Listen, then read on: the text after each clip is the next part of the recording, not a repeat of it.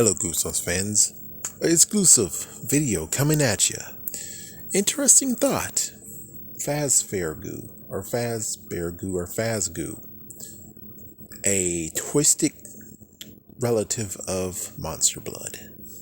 Let's talk about Fazgoo, shall we?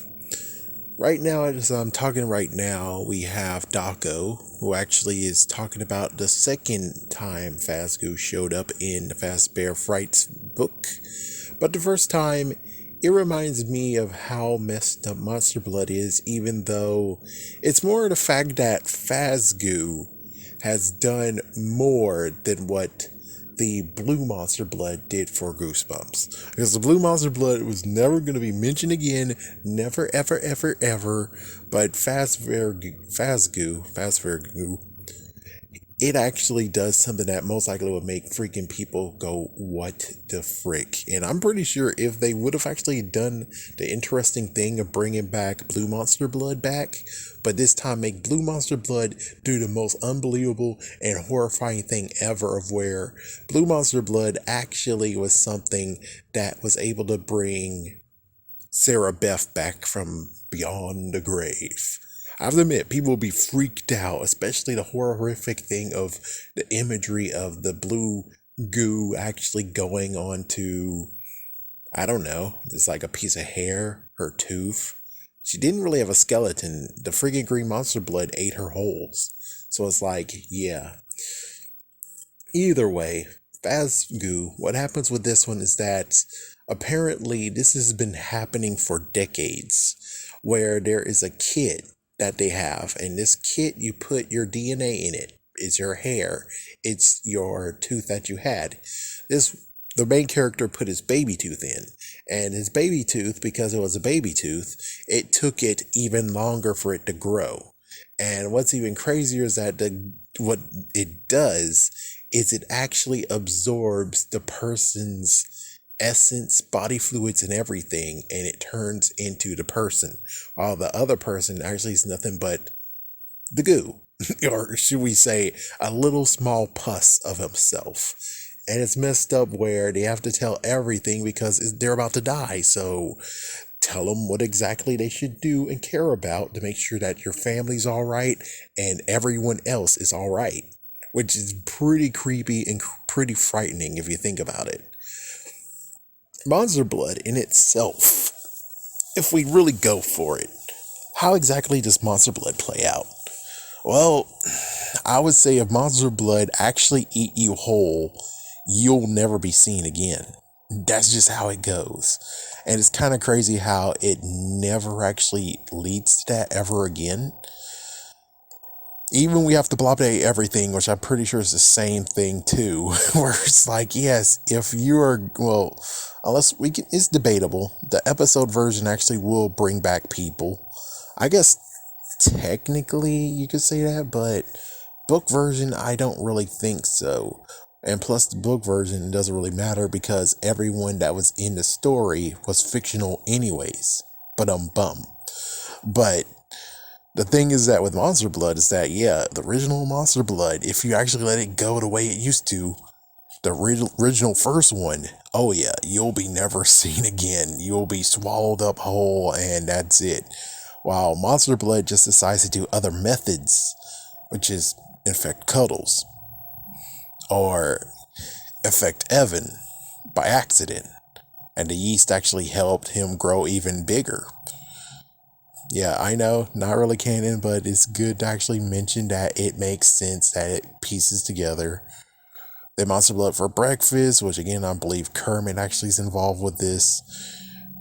It does exactly what occurs in Monster Blood 2, but more controlled, I suppose. In a way, more controlled. But of course, the plant had it too. So, yeah, technically, when it comes to Monster Blood affecting plants and animals, you might be never seen again. And of course, we have Monster Blood for breakfast. Monster Blood is back. And this one is completely and utterly sad, where it's like, you can't use anything that they have in the whole entire book. You can't use anything. And it's like, Man, that does kind of suck.